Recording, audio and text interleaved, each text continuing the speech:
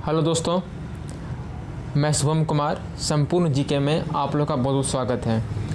आज से हम लोग का मोस्ट इम्पॉर्टेंट जो स्पेशली स्टेट पीसीएस या यूपीएससी का तैयारी कर रहे हैं उसके लिए ये वीडियो बहुत ही यूज़फुल है।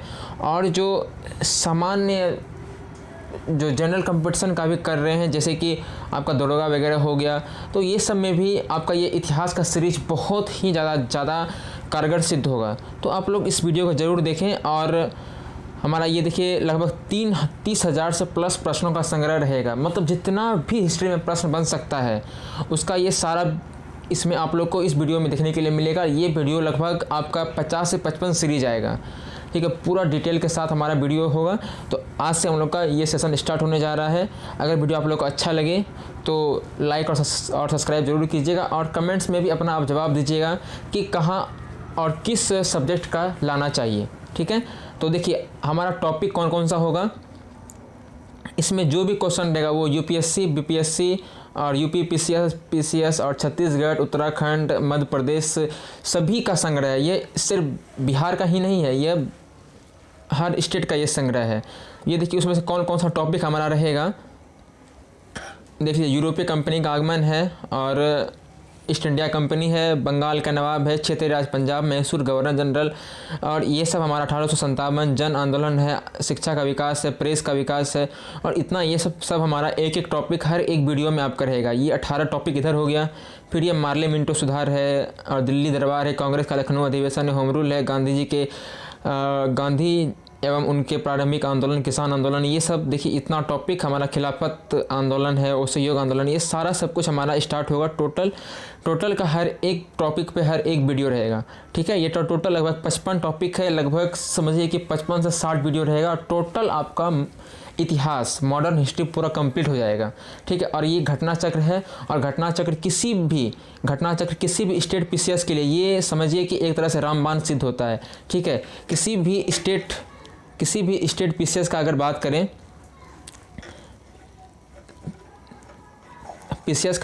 तो घटना चक्र के बिना आप समझिए कि कुछ भी नहीं है। और यूपीएससी का भी जितना भी सवाल है सारा देखेंगे। चलिए अब हम लोग अपने वीडियो पे आते हैं। अब देखिए सबसे पहले आज का हम लोग का पहला टॉपिक कौन था, ये देख लीजिए। पहला टॉपिक था यूरोपीय कंपनी का आगमन। तो हम लोग पहला टॉपिक से स्टार्ट करते हैं। टोटल ये 55 टॉपिक है। अब देखिए यहाँ से यूरोपीय कंपनी का आगमन। अब चलिए हम लोग शुरू करते हैं यहाँ से। देखिए पहले ये हमारा नोट्स है। अगर आप लोग को पीडीएफ अगर चाहिए तो आप लोग इस नंबर पर मैसेज कर सकते हैं, 82 71 45 89 34। इस नंबर पर आप मैसेज करके इसका पीडीएफ आप लोग प्राप्त कर सकते हैं, ठीक है। अब चलिए अब हम लोग स्टार्ट करते हैं यहाँ से। देखिए वास्को डिगामा गुजरात के पथ प्रदर्शक अब्दुल मजीद की सहायता से भारत के पश्चिमी तट पर स्थित बंदरगाह कालीकट बंदरगाह पर आया था, और इसका स्वागत हिंदू राजा जमोरिन के द्वारा किया गया था। और ये 1498 में भारत पहुंच करके नई समुद्री मार्ग की खोज की थी, और कालीकट के तत्कालीन शासक जमोरिन ने वास्को डिगामा का स्वागत किया था, ठीक है। वास्को डिगामा के भारत आने पर पुर्तगाली एवं भारत के मध्य व्यापार क्षेत्र का एक नया युग शुभारंभ हुआ। वास्को डिगामा ने काली मिर्च के व्यापार में 60 गुना अधिक मुनाफा कमाया, जिससे अन्य पुर्तगाली व्यापार के लिए प्रोत्साहन मिला। 1505 में फ्रांसिस्को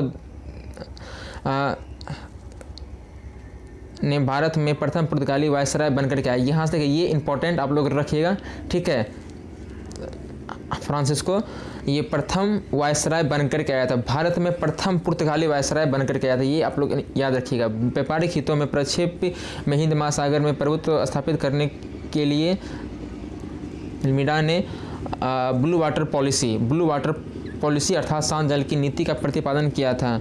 और अल्मीडा के बाद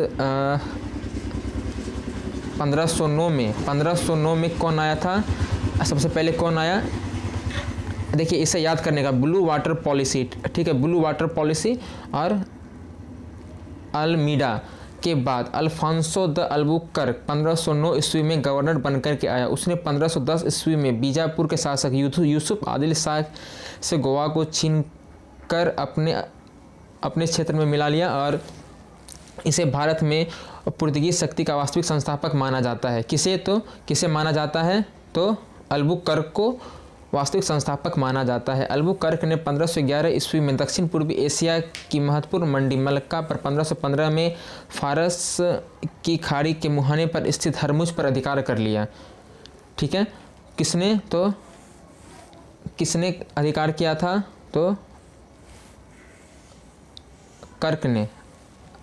अल्बुकर्क ने कहाँ अधिकार किया था? मलक्का पर भी और फारस की खाड़ी के मुहाने पर भी ये अधिकार कर लिया था। इसके बाद प्रमुख गवर्नर में भी एक नीनो डी कुन्हा था। यह वर्ष 1529 से 1538 तक गवर्नर था। पुर्तगाली यात्री वास्को डी गामा ने भारत के मार्ग की खोज की थी और स्पेनी यात्री कोलंबस ने पुर्तगाली यात्री वास्को डी गामा ने भारत की खोज की समुद्री रास्ते से और कोलंबस ने यूएसए की खोज की थी। और ब्रिटेन के कैप्टन कुक ने किसकी खोज की थी? तो ये आपका ब्रिटेन के कैप्टन कुक ने ऑस्ट्रिया की खोज की थी।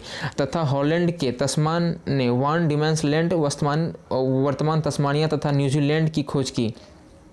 पुर्तगाली ने भारत के प्रथम यूरोपीय दुर्ग भी का निर्माण किया था। ठीक है, ये अब 1503 में कोचीन में कराया गया था इसका निर्माण। ठीक है, भारत में प्रथम दुर्ग का निर्माण 1503 में कहाँ करवाया गया था? 1503 में तो कोचीन में करवाया गया था। ठीक है, अब देखिए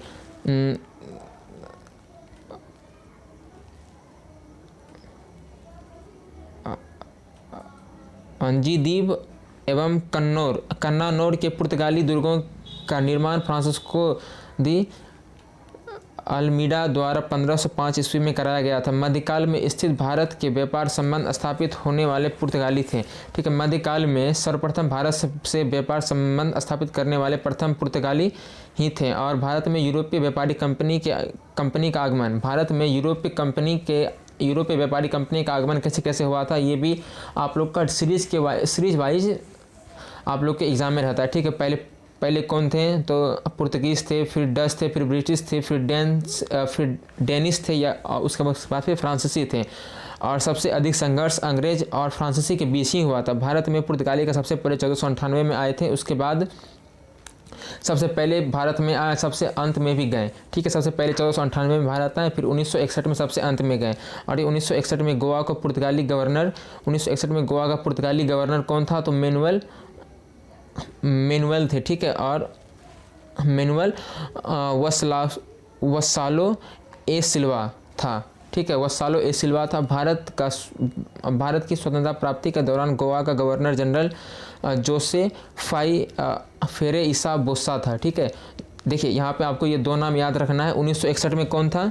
1961 में तो वसालो ए सिल्वा था। और जब भारत स्वतंत्र हुआ था उस समय कौन था? तो फेरे ईरा बोसा था। ठीक है, अब देखिए यूरोपीय शक्ति का सर्वप्रथम पुर्तगाली यूरोपियों ने भारत में सामुद्रिक व्यापारिक केंद्र स्थापित किए। पुर्तगाली ने 1503 में कोचीन में पहली फैक्ट्री, 1505 में कुन्नूर में अपनी दूसरी फैक्ट्री सबसे पहले कहाँ स्थापित की? कोचीन में, दूसरा कुन्नूर में। और 1534 में पुर्तगाली के शासक गियासुद्दीन महमूद शाह ने संतगांव और चटगांव में अपनी फैक्ट्री स्थापित करने की अनुमति प्राप्त कर ली। ठीक है, अब देखिए पुर्तगाली द्वारा हुगली को बंगाल की खाड़ी में समुद्री लूटपाट का एक क्या बनाया था? अड्डा बनाया था। ठीक है, और इसे इस्तेमाल भी कर रहा था। किसे? तो हुगली को, बंगाल की खाड़ी को लूटपाट के लिए पुर्तगाली ने इसे इस्तेमाल कर रहा था। ठीक है, बंगाल की खाड़ी को। और 1632 में मुगल बादशाह शाहजहां ने हुगली में पुर्तगाली बस्तियों को पूरी तरह नष्ट कर दिया था। किसने? शाहजहां ने किया था। शाहजहां, याद रखिएगा, शाहजहां ने किया था पुर्तगाली बस्तियों को पूरी तरह नष्ट, और 1000 से अधिक पुर्तगाली निवासियों को बंदी बना लिया था। कासिम बाजार की फैक्ट्री के प्रमुख जॉब चौरनॉक ने ब्रिटिश के व्यापार केंद्रों के लिए हुगली के स्थान पर सुतानोती अथवा सुतनोती भी कहते हैं कलकत्ता का स्थल को चुना। और कोच्चि 1814 ईस्वी में बंगाल ब्रिटिश उपनिवेश के तहत शामिल हुआ। और कोच्चि 1814 में 1599 में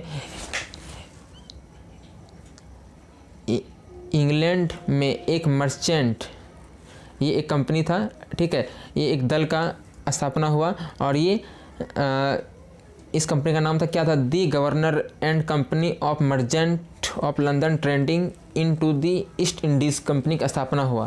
ठीक है। और दिसंबर 1600 ईस्वी में ब्रिटिश की महारानी कौन थी, तो बेत प्रथम थी।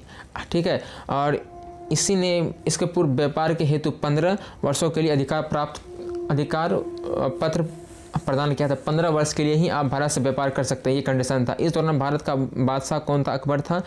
और लिवेंट कंपनी को 1593 ईस्वी में स्थल मार्ग से भारत में व्यापार करने का अधिकार पत्र प्राप्त हुआ। जहांगीर के शासनकाल में इंग्लिश ईस्ट इंडिया कंपनी ने सर्वप्रथम 1611 ईस्वी में मछलीपट्टनम में अथवा मछलीपट्टनम में एक अस्थायी कारखाना खोली। फिर 1613 में सूरत में अस्थायी कारखाना स्थापित किया।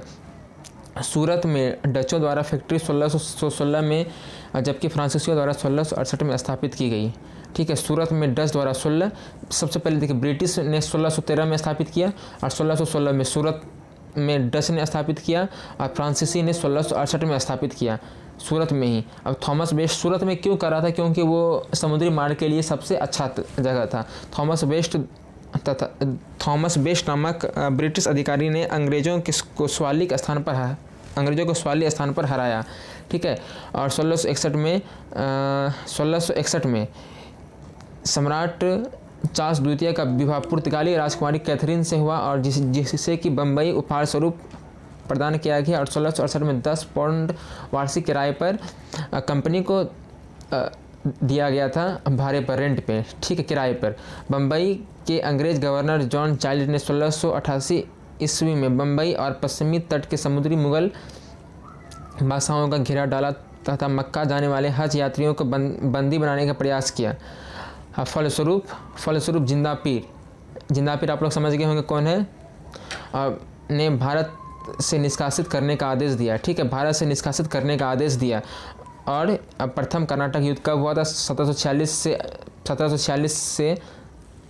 46 to 48 हुआ था। और ये फिर जो ये 1740 में स्टार्ट हुआ था। और दूसरा युद्ध कब हुआ था, तो ये प्रथम कर्नाटक युद्ध के समय में तो कर्नाटक का नवाब कौन था, तो अनवरुद्दीन था। अनवरुद्दीन ने महफूज खां के नेतृत्व में 10,000 भारतीय सेना को फ्रांसीसियों पर युद्ध करने के लिए भेज दिया। और कैप्टन पैराडाइज के नेतृत्व में फ्रांसीसी सेना ने किस नदी पर, ये मोस्ट इम्पोर्टेंट है, अडियार नदी के स्थित सेंट थोमे नामक स्थान पर नवाब की सेना को पराजित किया। यूरोप में युद्ध बंद होते ही कर्नाटक का प्रथम युद्ध समाप्त हो गया। और किस संधि के तहत समाप्त हुआ, तो एक्सला-चैपल की संधि के तहत समाप्त हुआ। और इसके बाद अब देखिए, डुप्ले ने पहली बार हथकंडे प्रयोग किए जो भारत को जीतने के लिए अंग्रेज़ों के मार्गदर्शक बने। यह डुप्ले ही था जिसने पहली बार यूरोपीय को भारतीय राज दरबारों में भारतीय व्यय पर नियुक्त करवाया, जिसने पहली बार यूरोपीय हितों के लिए भारतीय राजनीति में हस्तक्षेप किया, भारत के यूरोपीय साम्राज्य की नींव रखी। लुई 14वें के मंत्री कॉलबर्ट द्वारा 1664 ईस्वी में फ्रेंच ईस्ट इंडिया कंपनी की स्थापना हुई, जिसे कंपनी देश ओरिएंटल्स कहा गया।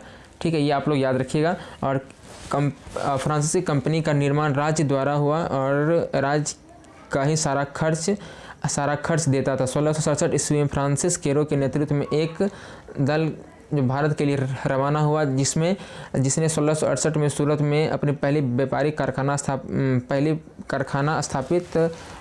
कारखाना स्थापित की। और मरकारा गोलकुंडा सुल्तान से एक अधिकार पत्र पर 1669 ईस्वी में मछलीपट्टनम ने दूसरी फ्रांसीसी कोठी स्थापित की। डचों ने अपनी प्रथम फैक्ट्री की स्थापना मछलीपट्टनम में की।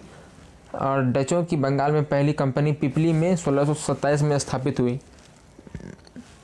इसके कुछ दिन बाद ही डच ने पिपली से बालासोर चले आए, परंतु बंगाल में डचों का व्यापार सही ढंग से 1653 में शुरू हुआ। और जब उन्होंने चिंसुरा में अपनी कंपनी स्थापित की, चिंसुरा के डच किले को गुत्सावुस फोर्ट के नाम से जानते थे। यूरोप वासियों को सर्वोत्तम सोरा और अफीम बिहार से प्राप्त होता था। मोस्ट इंपॉर्टेंट क्वेश्चन, सोरा और अफीम कहाँ से प्राप्त होता था, तो बिहार से प्राप्त होता था। अंग्रेजी शासनकाल में बिहार अफीम उत्पादन के लिए प्रसिद्ध स्थल था। और भारत में यूरोपीय शक्ति के आगमन का क्रम किस प्रकार है? देखिए, सबसे पहले पुर्तगीज आए, फिर डच आए, फिर अंग्रेज आए, फिर डेन आए, फिर फ्रांसीसी, ठीक है। जबकि कंपनी की स्थापना के वर्ष फिर इस तरह से आए। लेकिन इसकी देखिए स्थापना से भी प्रश्न हर साल पूछा जाता है बीपीएससी वगैरह सब में और अधिकतर स्टेट पीसीएस में। देखिए, पुर्तगीज़ कंपनी 1498 में आए थे और ये कंपनी का नाम है। अब देखिए, डच ईस्ट इंडिया कंपनी ये 1602 में आए थे। 1602 में ये स्थापना इसका कंपनी का हो गया था। और ये ब्रिटिश ईस्ट इंडिया कंपनी, ठीक है, ये 1600 में स्थापना किया। और डेन ईस्ट इंडिया कंपनी यानी कि डेनिश से कहते थे 1616 में। और कंपनी देश इंदसे ये 1664 में, ठीक है। अब चलिए, अब यहाँ तक ये हमारा टोटल कंप्लीट हो गया। इससे आप लोग स्क्रीनशॉट भी लेकर के आप लोग इसका नोट्स कंप्लीट कर सकते हैं। ये आपका आप लोग स्क्रीनशॉट इस तरह से ले सकते हैं, ठीक है। इसका आप लोग स्क्रीनशॉट ले लीजिए। मैं फटाफट स्पीड में पढ़ दिया ताकि आप लोग का समय बच पाए। आप क्वेश्चन से देखेंगे कि क्या है। बस इतना आपका कंप्लीट हो गया। अब चलिए, अब लोग क्वेश्चन पे आते हैं। वास्को डिगामा कालीकट पर किस वर्ष आया था? वास्को डिगामा कालीकट पर किस वर्ष आया था?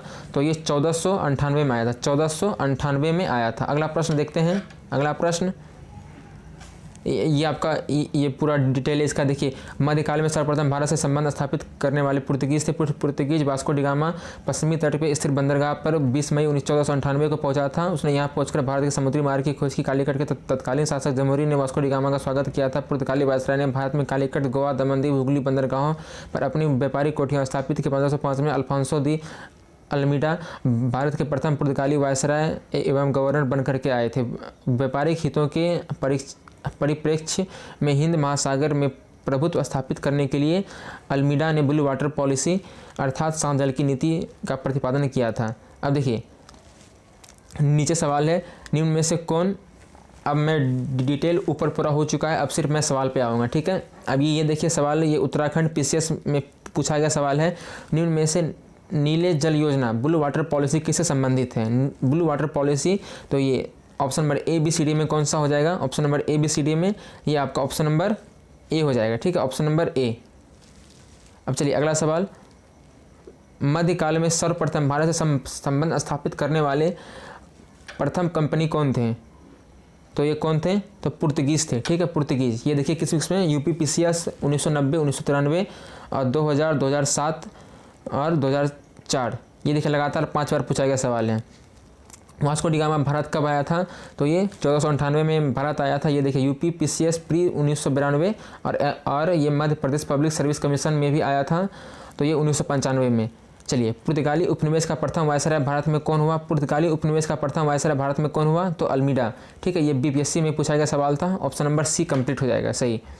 अब देखिए अगला सवाल।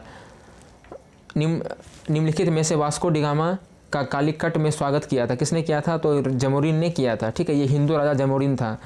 अब देखिए अगला, अब यहाँ पे मेल करना है सूची 1 को सूची 2 से सुमेल कीजिए, ठीक है। अब देखिए वास्को डिगामा कहाँ का था? एक मिनट से मैं ऊपर कर लेता हूँ। वास्को डिगामा कहाँ का था? तो ये पुर्तगाल का था। और क्रिस्टोफस कोलंबस कहाँ का था? क्रिस्टोफस कोलंबस, तो ये आपका स्पेन का था, ठीक है, ये स्पेन का था। 2 और ये स्पेन का, तो 2 1 कहाँ है? तो ये आपका ऑप्शन नंबर बी वैसे भी हो गया। और कैप्टन कुक ये ग्रेट ब्रिटेन का था। ये तस्मान कहाँ का था? तो ये आपका हॉलैंड का था। तो ये आपका ऑप्शन नंबर बी बिल्कुल सही है, ठीक है। अब देखिए पुर्तगाली वास्को डिगामा भारत के मार्ग की, स्पेनी यात्री कोलंबस ने यूएसए की, ब्रिटेन की कैप्टन कुक ने कहाँ की? तो ये आपका हो जाएगा ऑस्ट्रेलिया की खोज की थी कैप्टन कुक ने। और हॉलैंड तस्मान ने वान डिमेंस लैंड वर्तमान तस्मानिया की खोज की थी तथा न्यूजीलैंड की भी। देखिए भारत में पुर्तगाली शक्ति का वास्तविक संस्थापक कौन था?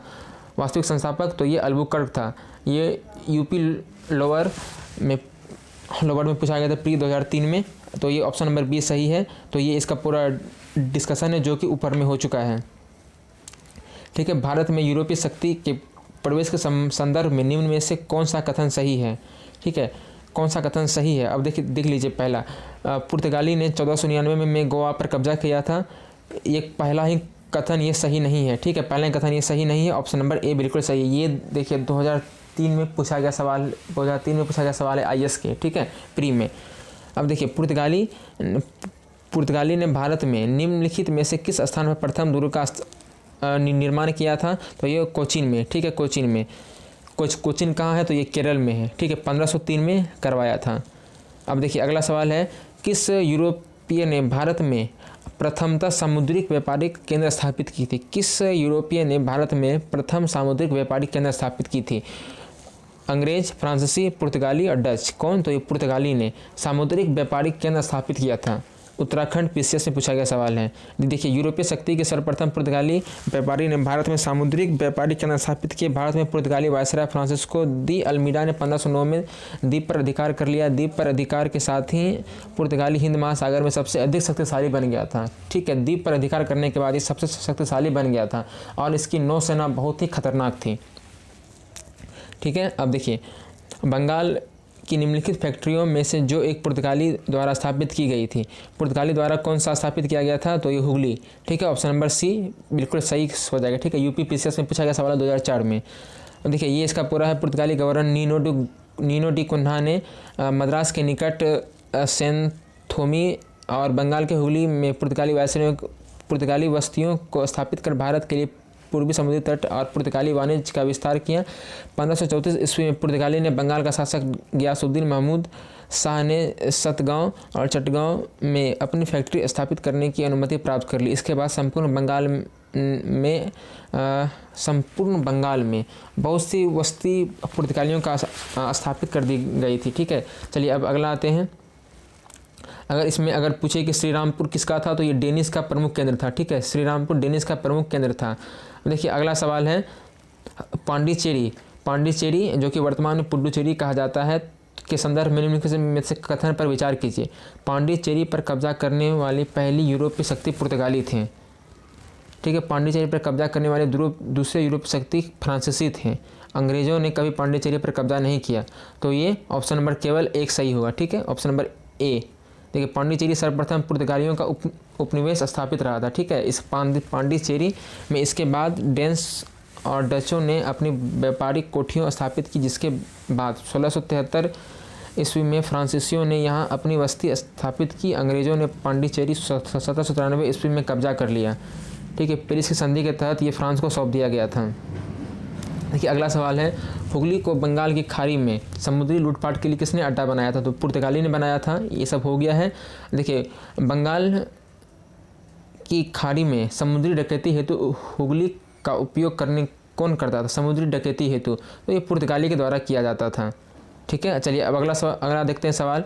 तो निम्नलिखित में से कलकत्ता का संस्थापक कौन था। तो ये जॉब चौरनाक था। कासिम बाजार की फैक्ट्री के प्रमुख जॉब चौरनाक ने अंग्रेज के व्यापार केंद्र के लिए हुगली के स्थान पर सुतानाती अथवा सुतनौती को चुना था। उसे ही कलकत्ता का संस्थापक माना जाता है, क्योंकि हालांकि मई 2003 में अपने निर्णय से कलकत्ता उच्च न्यायालय की एक खंडपीठ ने जॉब चौरनाक को कलकत्ता का संस्थापक न मानते हुए कहा, कलकत्ता कालिकाता जॉब चौरनाक के आने से पूर्व में अस्तित्व में ही था तथा कलकत्ता की स्थापना 24 अगस्त 1690 में ही 1690 को नहीं माना जा सकता है, ठीक है। चलिए अगला सवाल देखते हैं। कलकत्ता किसने बसाया था। तो ये जॉब चौरनाक के द्वारा कलकत्ता बसाया गया था। कलकत्ता का पूरा नाम क्या था, कालिकाता था, ठीक है। उत्तराखंड पीसीएस में पूछा गया सवाल है। देखिए अगला, भारत के साथ व्यापार के लिए सर्वप्रथम संयुक्त पूंजी कंपनी किन लोगों ने शुरू की थी। संयुक्त पूंजी, तो ये डच के द्वारा, ठीक है, डच के द्वारा शुरू किया गया था। ये देखिए इसका डिस्कशन है ये पूरा। अब चलिए अगला सवाल देख लेते हैं हम लोग। निम्नलिखित कथनों में से कौन सा कथन सही है। निम्नलिखित कथनों में से कौन सा कथन सही है, ये देख लीजिए आपका यूपीएससी का सवाल है। तो ये इसका कथन बी बिल्कुल सही है। डचों ने पुर्तगालियों को पराजित किया, ठीक है। डचों ने पुर्तगालियों को पराजित किया और कोच्चि में उन्होंने फोर्ट विलियम का निर्माण किया, ठीक है। चलिए अगला क्वेश्चन देखते हैं हम लोग। देख लीजिए इसका डिटेल है। डचों ने पुर्तगालियों को पराजित कर कोच्चि में विलियम्स फोर्ट का निर्माण कराया था। भारत में ब्रिटिश इंडिया कंपनी की सफलता का राज किया था। भारत में ईस्ट इंडिया कंपनी की सफलता का राज किया था। तो भारत में राष्ट्र भावना की कमी, कंपनी की सेना में पश्चिमी प्रशिक्षण मिला था। और ये भारतीय सैनिक, तो ये उपर्युक्त तीनों भारतीय सैनिकों में राष्ट्रीय भावना तो नहीं ही थी, और जिसके फलस्वरूप कोई उन्हें अच्छा वेतन दे तो वो उसकी सेवा में लग जाता था। ये यूपीपीसीएस का सवाल है, ठीक है। ये तीनों सही है। देखिए उपयुक्त तीनों कारण बिल्कुल सही है।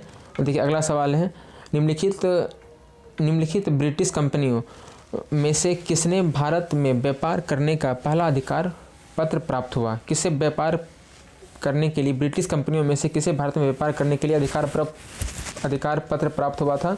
ये बहुत ही थोड़ा डीप क्वेश्चन है। तो ये लिवेंट कंपनी है, ठीक है। ऑप्शन नंबर ए, ये लिवेंट कंपनी है। ये बहुत डीप क्वेश्चन है और बहुत अच्छा क्वेश्चन है। ये यूपीपीसीएस में पूछा गया सवाल है। देखिए लिवेंट कंपनी 1593 ईस्वी में स्थल मार्ग, ये ब्रिटिश कंपनी में बहुत कंपनियों का समूह था। वो समूह में से एक ये लिवेंट कंपनी था, जो जिसे कि सबसे पहले अधिकार पत्र प्राप्त हुआ था, लिवेंट कंपनी। और 1593 ईस्वी में स्थल मार्ग से भारत में व्यापार करने का अधिकार पत्र प्राप्त हुआ। 31 दिसंबर 1600 को महारानी एलिजाबेथ प्रथम ने the governor and company of merchants of London trading into the East Indies को समुद्री मार्ग से ईस्ट इंडीज़ के साथ व्यापार करने का पहला अधिकार पत्र प्रदान किया। 1702 ईस्वी में इसने न्यू कंपनी तथा महारानी एनी के साथ मिलकर के एक त्रिपक्षीय इकरारनामा किया, जिसके तहत पुरानी कंपनी 7 साल के भीतर खुद को बंद कर देगी।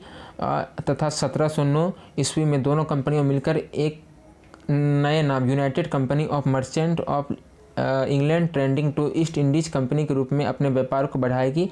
यह कंपनी सामान्यतः ईस्ट इंडिया कंपनी के नाम से प्रसिद्ध हुई, ठीक है। चलिए अब अगला देखते हैं कि लंदन में ब्रिटिश ईस्ट इंडिया कंपनी के गठन के समय भारत का वो बादशाह कौन था? ये बहुत ही ज़्यादा इंपॉर्टेंट प्रश्न है, बीपीएससी में भी कई बार पूछा गया था। जब कंपनी की स्थापना हो रही थी भारत में, तो उस समय यहाँ का बादशाह कौन था? तो अकबर था, ठीक है। ये अकबर, ये मोस्ट इंपॉर्टेंट प्रश्न है। इसमें बहुत ज़्यादा कन्फ्यूजन होता है कि अकबर होगा कि जहांगीर होगा कि शाहजहाँ होगा। तो ठीक है, ये अकबर होगा, ठीक है। देखिए अगला सवाल देखते हैं अब हम लोग। ये देख लीजिए, सितंबर 1599 में लंदन के कुछ व्यापारियों ने लॉर्ड मेयर की अध्यक्षता में एक सभा बुलाया था और इसमें पूर्वी द्वीप समूह के साथ व्यापार करने की योजनाएं तैयार की। इन व्यापारियों ने पूर्वी देशों के साथ व्यापार के आशय से 1599 में कंपनी का गठन किया, ठीक है। चलिए अगला देखते हैं, किस मुगल सम्राट के काल में इंग्लिश ईस्ट इंडिया कंपनी ने भारत में सर्वप्रथम कारखाना स्थापित किया? तो जहांगीर के समय में कारखाना स्थापित किया, ठीक है। और यहाँ पे देखिए ऊपर था कि अकबर के समय में तो ये ईस्ट इंडिया कंपनी का गठन हुआ, ठीक है। कंपनी का गठन हुआ था ब्रिटिश में ही, उस समय अकबर यहाँ था। और कारखाना स्थापित किसके समय में हुआ था? तो वो जहांगीर के समय में हुआ था। ये देखिए क्वेश्चन बहुत अच्छा क्वेश्चन है। जब लंदन में कंपनी जब पूरा गठन हो रहा था तो उस समय भारत का शासक कौन था? तो अकबर था। और जब भारत आकर के जब कारखाना स्थापित करने लगा तो उस समय कौन था? तो जहांगीर था। ये देखिए 2008-2009 दोनों में पूछा गया सवाल है आईएएस में। देखिए जहांगीर के शासन काल में इंग्लिश ईस्ट इंडिया कंपनी ने सर्वप्रथम 1611 ईस्वी में मछलीपट्टनम में एक अस्थायी कारखाना स्थापित किया, ठीक है। फिर 1613 में सूरत में अस्थायी कारखाना ये लोग स्थापित किया, ठीक है। भारत में 1613 में पहली फैक्ट्री अंग्रेजों ने कहाँ स्थापित किया? तो सूरत में स्थापित किया था। बीपीएससी का प्रश्न है ये। कैप्टन विलियम हॉकिंस सूरत में मुगल दरबार 1608 ईस्वी में पहुंचा, किंतु सूरत में फैक्ट्री की स्थापना की जो अनुमति पाने में वो असफल हो रहा, ठीक है। और 1611 में तो विलियम हॉकिंस आए थे, फिर 1608 में, फिर 1611 में कैप्टन मिडल्टन सूरत के समीप सावली पहुंचा और मुगल गवर्नर वहाँ के व्यापार करने के लिए अनुमति पाने में ये सफल हो गया, ठीक है। कैप्टन थॉमस बेस्ट द्वारा सूरत के बंदरगाह की विजय ने पुर्तगाली एकाधिकार की निरंतरता को भंग किया तथा तदोपरांत अंग्रेज़ों ने सूरत में 1613 में अस्थायी रूप से एक फैक्ट्री स्थापित की। यहाँ से अंग्रेज़ों ने अपने व्यापार को देश के दूसरे भागों में फैलाया तथा शीघ्र ही बुरहानपुर, अजमेर, अहमदाबाद तथा आगरा में सहयोगी फैक्ट्रियाँ स्थापित हो गई। देखिए अगला सवाल है, ये देखिए यूपीपीसीएस प्री 1990 और 2010 में पूछा गया सवाल है। ईस्ट इंडिया कंपनी की प्रथम फैक्ट्री कहाँ स्थापित की गई थी? प्रथम फैक्ट्री तो सूरत में। अब देखिए अगला प्रश्न है, निम्नलिखित में से किस अंग्रेज अधिकारी ने पुर्तगाली को स्वाली के स्थान पर हराया था? अंग्रेज अधिकारी ने पुर्तगाली को स्वाली के स्थान पर हराया था। किसे? तो थॉमस बेस्ट को हराया था। ये मोस्ट इंपॉर्टेंट प्रश्न है, ठीक है, ये बीपीएससी में पूछा गया है। देखिए निम्नलिखित यूरोपीय व्यापारिक कंपनियों में से किसने सूरत में सर्वप्रथम कारखाना स्थापित किया? तो ये तो अंग्रेज तो था ही, ये सब पूरा ये डिटेल बहुत बार हो चुका है। अब देखिए अगला, वर्ष 1613 में अंग्रेजी ईस्ट इंडिया कंपनी को कहाँ एक कारखाना स्थापित करने की अनुमति मिली? तो कहाँ मिली थी? तो ये सूरत में मिली थी। अस्थाई कारखाना, वैसे तो वो अस्थाई कारखाना ये लोग मछलीपट्टनम में स्थापित करके बैठे हुए थे। ईस्ट इंडिया कंपनी के प्रारंभिक दौर में वेस्टर्न प्रेसिडेंट कहाँ थी? वेस्टर्न प्रेसिडेंट कहाँ थी जब ईस्ट इंडिया कंपनी के प्रारंभिक दौर में? तो ये सूरत में।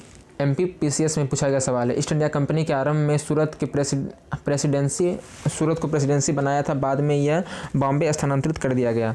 अब देखिए, ब्रिटिश ईस्ट इंडिया कंपनी को बम्बई किससे लिया था? तो पुर्तगाली से लिया था दहेज के रूप में, जो कि पुर्तगाली राजकुमारी कैथरीन से चार्ल्स द्वितीय का विवाह हुआ था। तो 10 पाउंड वार्षिक किराए पर इसे कंपनी को दे दिया गया था। ईस्ट इंडिया कंपनी के किस अंग्रेज गवर्नर को औरंगजेब द्वारा भारत से निष्कासित कर दिया गया था? तो सर जॉन चाइल्ड को क्योंकि ये जो हज यात्री को ये बहुत तकलीफ पहुंचा रहे थे, तो इसलिए इसे यहाँ से निष्कासित कर दिया गया था। तो ऐसे भी याद रखेंगे, चाइल्ड यानी कि बच्चा ही बच्चा वाला काम करता है, तो इसलिए इसे याद रख सकते हैं, ठीक है।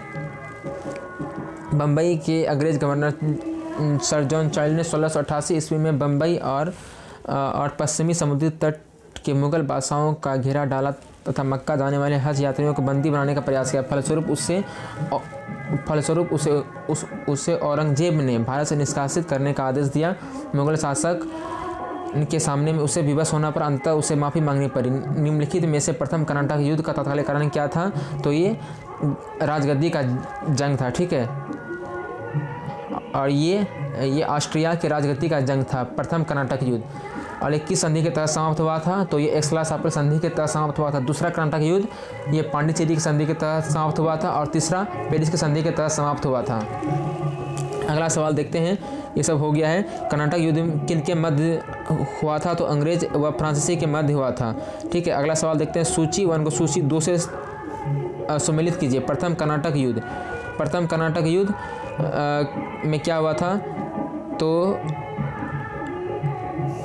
एक का ये 4 हो जाएगा। अभी मैंने आपको बताया एक्सलापल संधि के तहत ये समाप्त हुआ था। तृतीय कर्नाटक युद्ध पेरिस के संधि के तहत, और द्वितीय कर्नाटक युद्ध ये और निर्णायक रहा था। अब ये 4-1 किसमें है? ऑप्शन नंबर सी ये कंप्लीट हो जाएगा, ठीक है। चलिए अगला देखते हैं। ये देखिए, द्वितीय कर्नाटक युद्ध और निर्णायक रहा था, ठीक है। और प्रथम मैसूर युद्ध में ब्रिटिश की हार हो गई थी, और द्वितीय मैसूर युद्ध जिसमें कि हैदर अली की मृत्यु हो गई थी कैंसर के कारण, और मंगलोर की संधि के तहत ये युद्ध 1784 में समाप्त हुआ था, ठीक है। ये आप लोग याद रखिएगा। अब देखिए कि निम्नलिखित में से कौन सा सुमेलित नहीं है? प्रथम कर्नाटक युद्ध 46 से 48 ये सही है। द्वितीय कर्नाटक युद्ध 50 से 52 ये द्वितीय कर्नाटक युद्ध 50 से 52 ये गलत है, ठीक है। चलिए अगला देखते हैं। ये देखिए, द्वितीय कर्नाटक युद्ध 49 से 54 हुआ था, जो कि सप्तवर्षीय युद्ध इसे कहा जाता है। पानीपत का तृतीय युद्ध 1761 में, और प्रथम युद्ध 1526 और द्वितीय 1556, तृतीय 1761। इसे आप लोग याद रखिएगा। देखिए अगला सवाल, निम्नलिखित में से कौन सा प्रथम यूरोपियन व्यक्ति जिसने भू क्षेत्र अर्जित करने के उद्देश्य से भारतीय राजाओं से झगड़ों में भाग लेने की नीति को शुरू किया? तो ये डुप्ले जो कि फ्रांसीसी गवर्नर डुप्ले था, जो कि बहुत शातिर ही और बहुत ज़्यादा तेज था। डुप्ले ने पहली बार हथकंडे प्रयोग किया था, ठीक है। ये सब हो चुका है, ये आप लोग देख लीजिए। ये सब है इसका डिस्कशन। अब देखिए भारत में फ्रांसीसी ने अपना प्रथम कारखाना कहाँ स्थापित किया था। फ्रांसीसी ने अपना प्रथम कारखाना तो ये सूरत में स्थापित किया था। लुई 14वें के मंत्री कॉल्बर्ट के द्वारा 1664 ईस्वी में फ्रेंच ईस्ट इंडिया कंपनी की स्थापना हुई, जिसे कंपनी देश इंदसे ओरिएंटलेस कहा गया। फ्रांसीसी कंपनी का निर्माण राज्य द्वारा हुआ और राज्य में इसका सारा खर्च दिया था, ठीक है। और ये पहला व्यापारिक कंपनी सूरत में स्थापित हुआ 1668 में और फ्रांसीसी ईस्ट इंडिया कंपनी की स्थापना हुई थी तो ये लुई 14वें के शासनकाल में। ऑप्शन नंबर ए सही हो जाएगा, ठीक है। निम्नलिखित में से किसे भारत में फ्रांसीसी कंपनी का संस्थापक माना जाता है, तो कॉल्बर्ट को फ्रांसीसी कंपनी का संस्थापक माना जाता है। अगला देखते हैं, बंगाल में निम्न में से कौन सा कारखाना डचों ने स्थापित किया था, तो ये कौन सा था, तो ये बी और सी दोनों हो जाएगा, ठीक है। चिंसुरा और हुगली दोनों, ठीक है। डचों ने बंगाल में पहली कंपनी पिपली में 1627 ईस्वी में स्थापित हुई। इसके कुछ ही दिनों के बाद डच पिपली से बालासोर चले गए और बंगाल में डचों ने 1635 में प्रारंभ कर 1656 ईस्वी में के बीच कुछ समय तक हुगली में फैक्ट्री का संचालन किया, ठीक है। और उसके बाद 1656 में चिंसुरा में भी स्थापित किया था। देखिए अगला प्रश्न देखते हैं, डच ईस्ट इंडिया कंपनी ने किस वर्ष अपनी फैक्ट्री पटना में स्थापित की, तो ये 1632 में यह स्थापित किया था। ये बीपीएससी में पूछा गया सवाल था, ठीक है। अब देख लीजिए, बंगाल की समृद्ध व्यापार की तरफ आकर्षित हो डच ने 1615 एवं 1629 में असफल प्रयास किया, ठीक है। उसके बाद ये 1632 में सर्वप्रथम पटना में डच कंपनी का स्थापना हुआ और ये सब आप लोग देख सकते हैं। चलिए अगला, फ्रांसीसी दक्कन में शक्ति आंदोलन स्थापित करने में असफल रहे कौन, तो फ्रांसीसी दक्कन में शक्ति आंदोलन स्थापित करने में असफल रहे क्योंकि अंग्रेज़ की फ़ौज बहुत शक्तिशाली थी, इसलिए वह असफल हो गए। अगला देखते हैं, देखिए फ्रांसीसी के पराजय का मुख्य कारण उनकी कमज़ोर नौसेना थी। वॉल्टेयर के अनुसार ऑस्ट्रिया के उत्तराधिकारी युद्ध के समय फ्रांस की जलशक्ति में इतना ह्रास हुआ कि सब से युद्ध के समय उनके पास एक भी जलपोत नहीं था। दूसरी ओर अंग्रेज़ के पास एक शक्तिशाली सेना थी। अगला सवाल देखते हैं, निम्न यूरोपीय शक्तियों में भारतीय व्यापार में समय समय पर प्रवेश किया। यूरोपीय शक्ति में भारतीय व्यापार में समय समय पर कौन कौन प्रवेश किया था, तो अंग्रेजी, डच, फ्रांसीसी, किस तरह से, ठीक है। तो देखिए पहला पुर्तगाली किया था, फिर कौन किया था, तो डच किया था, फिर अंग्रेज़, फिर फ्रांसीसी। पुर्तगाली, डच, अंग्रेज़, फ्रांसीसी, ये देखिए यूपीएससी प्री में पूछा गया सवाल है। अगला सवाल देखते हैं, सूची 1 को सूची 2 से सम्मिलित कीजिए। पांडिचेरी में ये देखिए कंपनी की स्थापना, ये जगह का नाम है, ठीक है। सद्रास नहीं मद्रास होगा, तो ये आप लोग देख लीजिए। पांडिचेरी का क्या हो जाएगा, ये फ्रेंच। पांडिचेरी में कौन था, तो ये फ्रेंच। और अगर देखें तो गोवा, तो ये पुर्तगीज ने गोवा में सबसे पहले आया था 1498 में और 1961 में सबसे बाद में गया था। अब देखिए ट्रैंक्वे बार, तो ये डेनिश का था और ये मद्रास ये डच का था, ठीक है। इसका ऑप्शन नंबर ए सही हो जाएगा, ठीक है। अगला देखते हैं 45, उस क्षेत्र का पहचान करें जहां यूरोपीय वासियों को सर्वोत्तम सोरा और अफीम प्राप्त होता था, तो बिहार से प्राप्त होता था। ये 1995 में पूछा गया सवाल है बीपीएससी में, 40वां बीपीएससी में। अंग्रेजी शासनकाल में भारत का कौन सा क्षेत्र अफीम उत्पादन हेतु प्रसिद्ध था, तो ये बिहार था, ठीक है। अगला सवाल देखते हैं, निम्नलिखित यूरोपीय में से कौन सा एक स्वतंत्रता पूर्वक भारत में व्यापारिक रूप से सबसे अंत में आए थे। सबसे अंत में कौन आए थे, तो फ्रांसीसी आए थे, ठीक है। देखिए 16वीं-17वीं शताब्दी में यूरोप में अनेक राष्ट्रों के व्यापारिक समय समय पर व्यापार के उद्देश्य से भारत आए थे। इन यूरोप में सबसे पहले पुर्तगाली, फिर डच, फिर अंग्रेज, फिर फ्रांसीसी का आगमन हुआ था 1664 में लास्ट में, ठीक है। अब देखिए अगला, निम्नलिखित में से किन स्थानों पर डचों ने अपने व्यापारिक अड्डे स्थापित किए थे। किन स्थानों पर अपने, तो ये उपर्युक्त सभी में, नागपट्टनम, चिंसुरा, मछलीपट्टनम, सूरत, भरूच, आगरा, कोचीन, अहमदाबाद, पटना, ये सभी जगह डच ने अपना स्थापित किया था अड्डा। चलिए अब अगला सवाल देख लेते हैं हम लोग, ये लास्ट सवाल ही है। निम्नलिखित कथनों पर विचार करें। मृदा के स्वरूप को तथा उपज के गुणों के आधार पर भूमि राजस्व का मूल्यांकन करें, ठीक है। और ये युद्ध में चलती फिरती तोपों का प्रयोग, तंबाकू और लाल मिर्च की खेती, ये कौन सा, ये अंग्रेज़ों द्वारा भारत में देन थी। तो ये तीनों में से किसी का नहीं था, ठीक है, तीनों में से किसी का ये देन नहीं था, ठीक है। अब देखिए थोड़ा देख लेते हैं। मृदा के स्वरूप और उपज के गुणों के आधार पर भूमि राजस्व का मूल्यांकन अंग्रेज के पूर्व शेरशाह सूरी एवं अकबर के द्वारा किया जा चुका था। भारत में तंबाकू, लाल मिर्च की खेती पुर्तगालियों का देन था और चलती फिरती तोपों का प्रचलन मुगल काल में ही हो गया था। और अकबर ने भी कारखाने तोपें तैयार की जाती थी, अकबर के भी कारखाने में। अगला सवाल लास्ट है, ये सवाल देख लीजिए। किसने ईस्ट इंडिया कंपनी के बारे में यह टिप्पणी की कि कंपनी एक असंगति है, परंतु यह उस व्यवस्था का भाग है जहां सब कुछ ही असंगत है। तो ये किसने कहा था? तो ये जी.बी. मैकाले के द्वारा कहा गया था, ठीक है। देखिए लॉर्ड मैकाले ब्रिटेन के राजनीतिक कवि एवं इतिहासकार थे। 1834 से 38 तक वे भारत के सुप्रीम काउंसिल में लॉ मेंबर और लॉ कमीशन का प्रधान रहा था। प्रसिद्ध दंड विधान ग्रंथ द इंडियन पीनल कोड की पांडुलिपि इसी ने तैयार की थी। अंग्रेज़ों को भारत की सरकारी भाषा तथा शिक्षा का माध्यम और यूरोपीय साहित्य, दर्शन, विज्ञान को भारतीय शिक्षा का लक्ष्य बनाने में इसकी महत्वपूर्ण भूमिका थी। ईस्ट इंडिया कंपनी की नीति पर टिप्पणी करते हुए मैकाले ने कहा कि कंपनी एक असंगति है, परंतु यह उस व्यवस्था का भाग है जहां सब कुछ असंगत हो। तो इस तरह से ये हमारा हिस्ट्री का ये पहला कंप्लीट हो गया है, ठीक है। और इसका अगर आप लोग को PDF चाहिए तो मैंने नंबर दे दिया, आप लोग वहाँ से PDF मंगवा सकते हैं, ठीक है। तो अब हम लोग का अगला जो टॉपिक होगा वो कौन सा टॉपिक है? तो ये देखिए आप लोग का अगला टॉपिक है ब्रिटिश ईस्ट इंडिया कंपनी और बंगाल के नवाब, ठीक है। ईस्ट इंडिया कंपनी और बंगाल के नवाब है अगला टॉपिक। तो ये अगला टॉपिक नेक्स्ट वीडियो में आएगा। अगर आप लोग वीडियो अच्छा लगा हो प्लीज़ लाइक और सब्सक्राइब जरूर कीजिएगा।